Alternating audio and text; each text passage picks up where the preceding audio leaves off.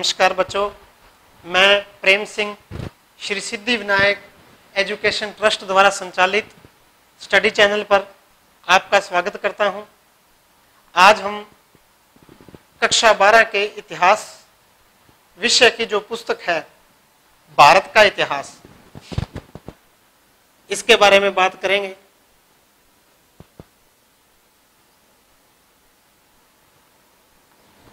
जिन विद्यार्थियों ने इतिहास को एज ए सब्जेक्ट 11th में पढ़ा, तो 11th में आपने विश्व का इतिहास नाम से पुस्तक को पढ़ा है।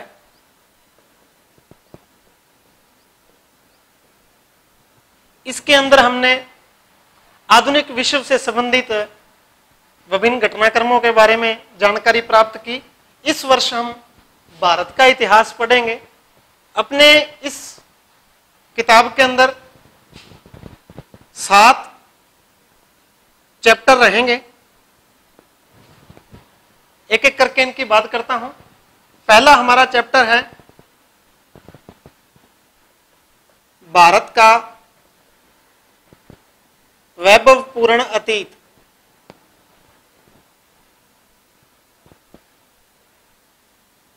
हम यहीं से आज अपनी बात शुरू करेंगे। दूसरा हमारा चैप्टर रहेगा भारत के इतिहास के स्वर्णिम पृष्ठ। तीसरा चैप्टर है हमारा बाह्य आक्रमण और आत्मसातीकरण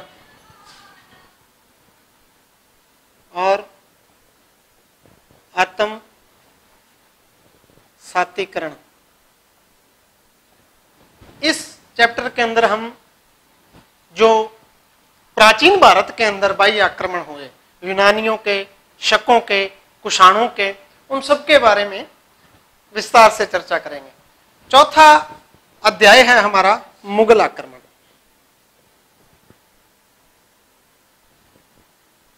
पांचवा अध्याय है हमारा उपनिवेशवादी आक्रमण। छठा अध्याय है स्वाधीनता आंदोलन और 7वां अध्याय है हमारा प्यारा राजस्थान। प्रथम 3 अध्याय प्राचीन भारत के इतिहास से संबंधित है। चौथा अध्याय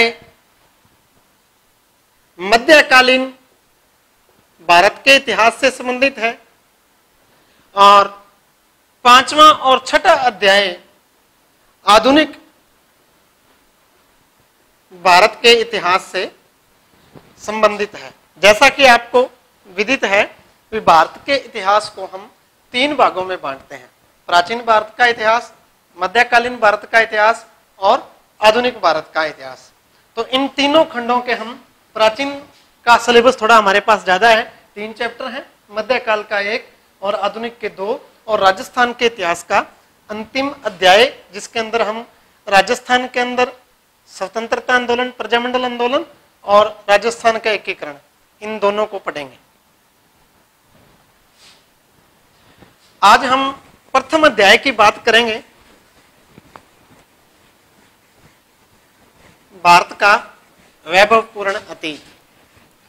जैसा आपने भी सुन रखा होगा भी प्राचीन समय में भारत को सोने की चिड़िया कहा जाता था। तो भारत को सोने की चिड़िया क्यों कहा जाता था? भारत में क्या ऐसा था जिस वजह से सोने की चिड़िया कहा जाता था? इन सब बातों के बारे में जो जानकारी है हमें, ये हमारे पहले 2 अध्यायों के अंदर मिलेगी। भारत का इतिहास जहां से शुरू होता है, वहां से शुरू करके और भारत की स्वतंत्रता तक का इतिहास इस वर्ष हम इस क्लास में पढ़ने वाले हैं। शुरू करते हैं भारत का वैभवपूर्ण अतीत। इस चैप्टर को शुरू करने से पहले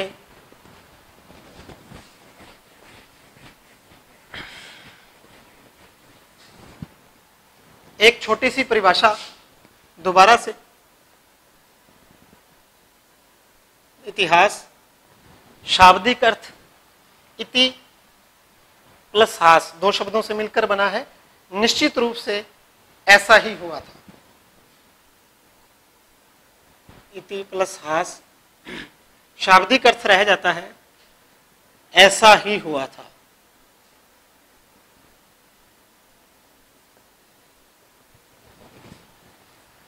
आधुनिक परिभाषा जो इतिहास की है, इसके अनुसार अतीत की ऐसी घटनाएं जिनको वर्तमान में हम तथ्यों के साथ प्रस्तुत कर सकें, उसे इतिहास कहते हैं।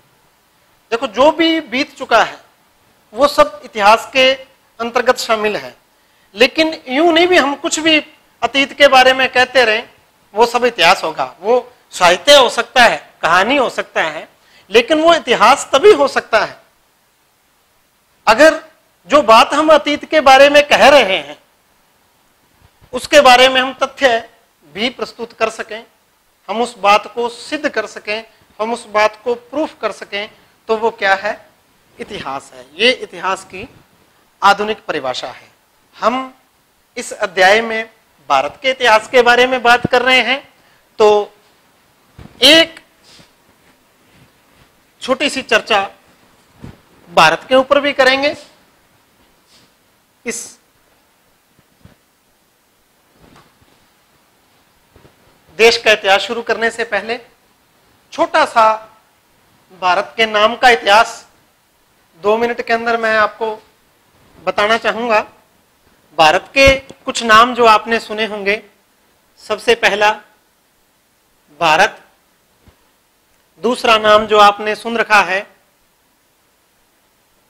इंडिया, तीसरा अंग्रेजी के अंदर इंडिया कह देते हैं हम, जो शब्द हम यूज करते हैं हिंदुस्तान, और चौथा नाम अगर आपने रामायण महाभारत जैसे धारावाहिक टीवी पर आजकल चल रहे हैं देखते होंगे आप मेरे ख्याल से, तो ये नाम भी आपने सुना होगा, जम्बू द्वीप। इन चारों नामों का भी अपना एक इतिहास है। भारत नाम इस देश के लिए भरत नाम के राजा के नाम पर पड़ा है। भरत कुरुवंशी राजा था, उसके नाम पर हमारे देश का नाम भारत पड़ा। दूसरा इंडिया, ये हम भारत के लोगों द्वारा दिया गया, इस देश के लोगों द्वारा दिया गया नाम है। दूसरा नाम इंडिया विदेशियों द्वारा दिया गया नाम है, और किन्होंने दिया? यूनानियों ने। यूनानियों ने भारत को क्या कहा? इंडिया कहा। सिंडन, जो कपास को उस टाइम कहा जाता था, सिंधु नदी जो है उत्तर पश्चिम भारत के अंदर, वर्तमान पाकिस्तान के अंदर जिसका अपवाह क्षेत्र है, पंजाब वाली पांचों नदियां उसकी सहायक नदियां, इस पूरे उपवाह क्षेत्र को सिंधु उपवाह क्षेत्र कह देते हैं। सिंधु के मैदान के अंदर दुनिया में सबसे पहले कपास का उत्पादन होता था। कपास को सिंडन कहा जाता था। सह को उन्होंने सिंडन को इंडन कहा, और वहां से इंडिया नाम इस प्रकार से यूनानियों द्वारा धीरे धीरे प्रचलन में आया है। सबसे पहले इस देश के लिए इंडिया शब्द जो इस्तेमाल करने वाला जो बंदा है, हेरोडोट्स ने भी इसके लिए किया, पिल्ली ने भी किया, और मैगस्थनीज प्रमाणिक रूप से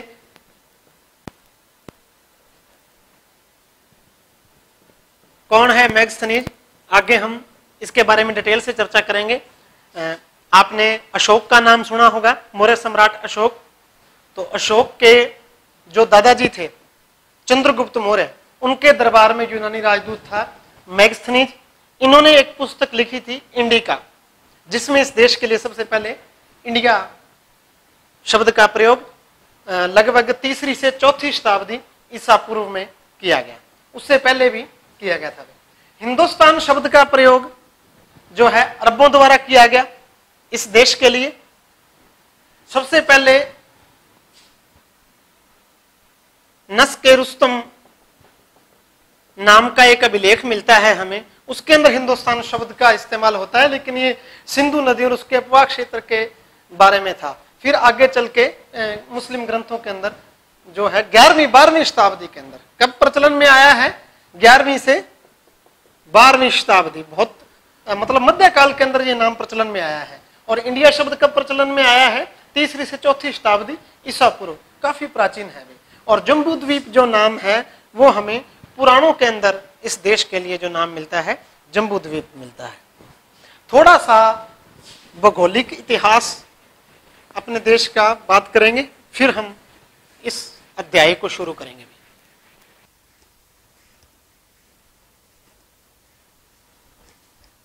विष्णु पुराण में कहा गया है कि समुद्र के उत्तर में और हिमालय के दक्षिण में जो स्थित है वह भारत है और भारतीय उसकी संतान है।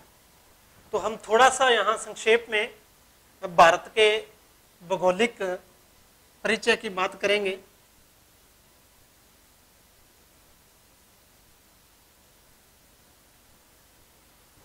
एक मैप से समझेंगे इसको।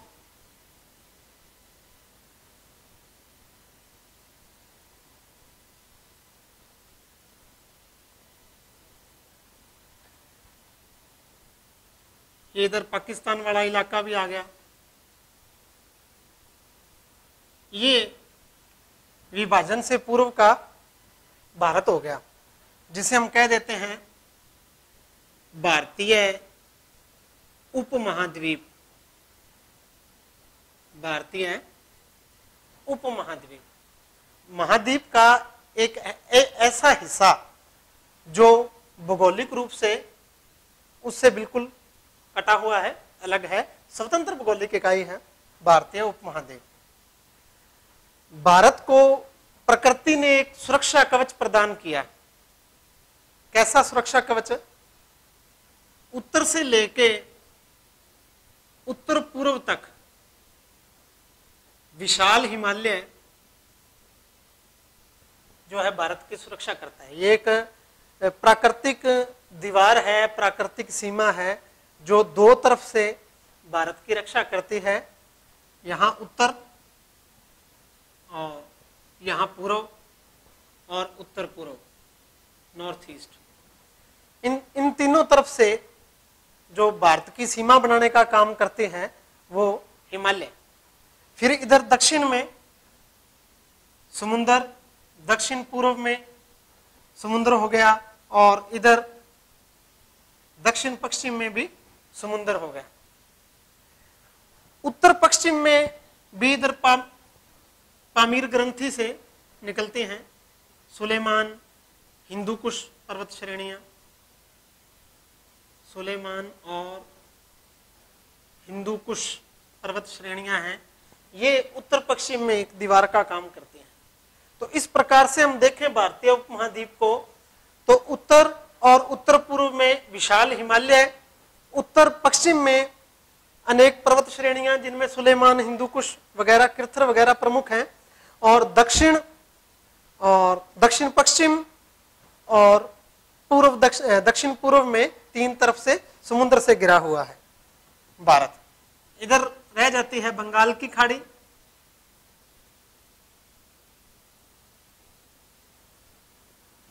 और दक्षिण पश्चिम में अरब सागर और दक्षिण में हिंद महासागर, विशाल हिंद महासागर।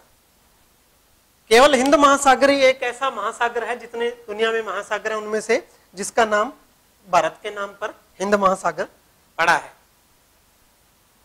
हिमालय हमारी कई तरह से सुरक्षा करता है। सबसे महत्वपूर्ण तिब्बत की तरफ से, या मैं कहूं भी उत्तर की तरफ से आने वाली बर्फीली हवाओं और शुष्क हवाओं से हिमालय हमारी रक्षा करता है। अगर हिमालय ना हो तो पूरे का पूरा जो भारत है ये एक बर्फीला रेगिस्तान होता। हिमालय हमारी उन बर्फीली हवाओं से रक्षा करता है, पहली बात। दूसरी बात, इस हिमालय से ही जितनी बड़ी नदियां हैं जो भारत के अंदर विशाल मैदानों का निर्माण करती हैं, वो सारी नदियां, उनका उद्गम स्थल जो है वो हिमालय में है। ताजे मीठे जल के विशाल ग्लेशियर इस हिमालय की देन है, जो निरंतर हमें ताजा पानी नदियों के माध्यम से उपलब्ध करवा रहे हैं। तो ये हिमालय का भारत के भूगोल पर प्रभाव है, और भारत के इतिहास को भारत के भूगोल ने बहुत ज्यादा प्रभावित किया है। पूरे भारत के इतिहास में अगर हम देखें तो स्वतंत्रता के बाद चीन ने जो भारत पर आक्रमण किया, वो एकमात्र आक्रमण है जो भारत में हिमालय को पार करके किया गया है। नहीं तो संपूर्ण भारत के इतिहास में कोई भी आक्रमण उत्तर या उत्तर पूर्व से भारत पर नहीं हुआ। इसकी वजह यही है भी हिमालय बहुत ज्यादा ऊंचा है, और इसमें जो दर्रे हैं वो बहुत तंग हैं, और पूरे वर्ष में कुछ महीनों के लिए ही वो दर्रे खुलते हैं, और उनमें से व्यापार या सांस्कृतिक आवागमन तो हुआ है उन दर्रों के माध्यम से, लेकिन पूरी की पूरी फौजें लेके भारत की तरफ आ पाना भी असंभव रहा है, और कभी किसी भारतीय शासक ने भी इस हिमालय को पार करके उत्तर की तरफ आक्रमण करने का साहस नहीं किया। अगर हम बात करें उत्तर पश्चिम की, तो उत्तर पश्चिम में स्थित जो ये पर्वत श्रेणियां हैं, इनमें कई विशाल दर्रे हैं, जिनमें प्रमुख है दर्रा खैबर,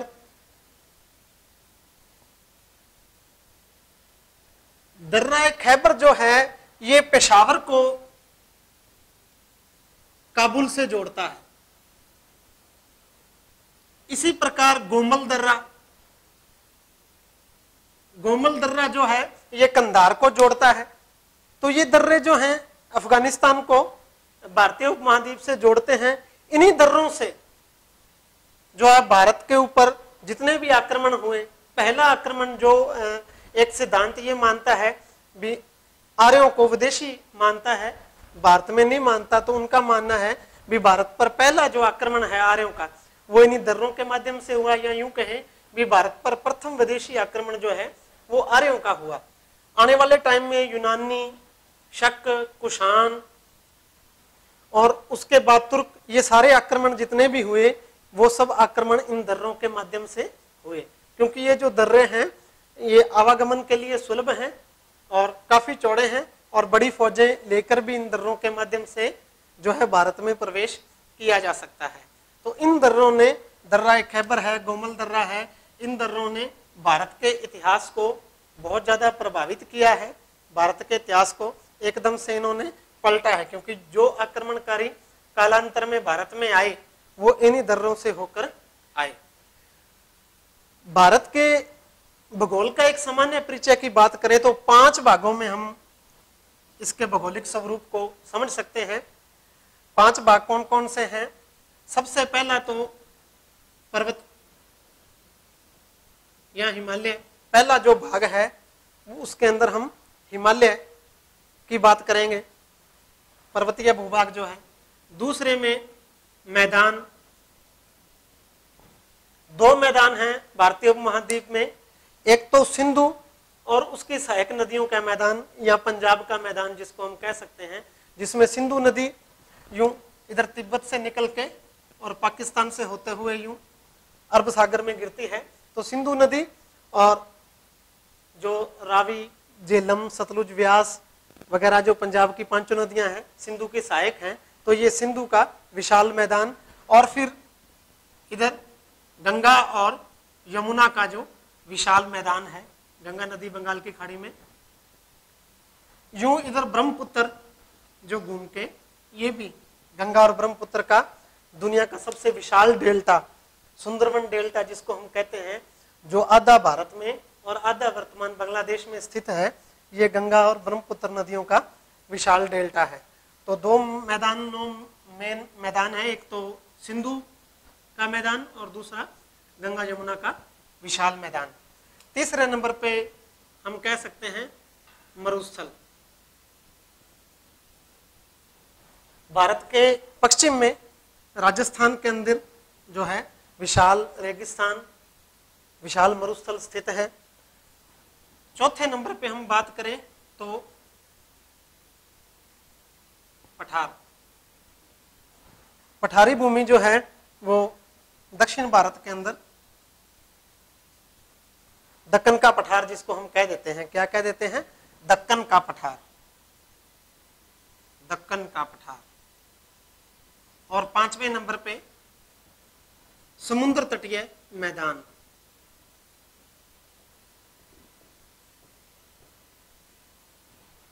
तो ये पांचवा दोनों तरफ जो है इसको हम पश्चिमी घाट कह देते हैं, इसको पूर्वी घाट कह देते हैं। तो समुद्र तट के साथ साथ एक संकरी पट्टी के रूप में ये मैदान है। तो ये हम मोटा मोटा जो है भारत का भौगोलिक परिचय हमने बात की है, जिसमें पर्वत भी हैं, मरुस्थल भी है, मैदान भी है, पठार भी है और समुद्र तटीय मैदान भी है। तो हम देखते हैं कि भारत में बहुत ज़्यादा भौगोलिक विविधता है। इसी भौगोलिक विविधता की वजह से यहाँ पर विभिन्न संस्कृतियों का एक सम्मिलन है। अलग अलग जो जलवायु के अंदर अलग अलग प्रकार की संस्कृति, भाषा, बोली, रंग रूप वाले जो लोग हैं भारत के अंदर पाए जाते हैं। लेकिन इन सब विविधताओं के होते हुए भी भारत में अनेकता में एकता पाई जाती है। तो ये हमने एक भारत के जो है नॉर्मल भौगोलिक परिचय की बात की है। आगे हम जो पहला चैप्टर है हमारा भारत का वैभवशाली अतीत, उस पे हम बात करेंगे और इसको हम शुरू करेंगे भारतीय इतिहास के स्रोतों से नेक्स्ट वीडियो में। Thank you.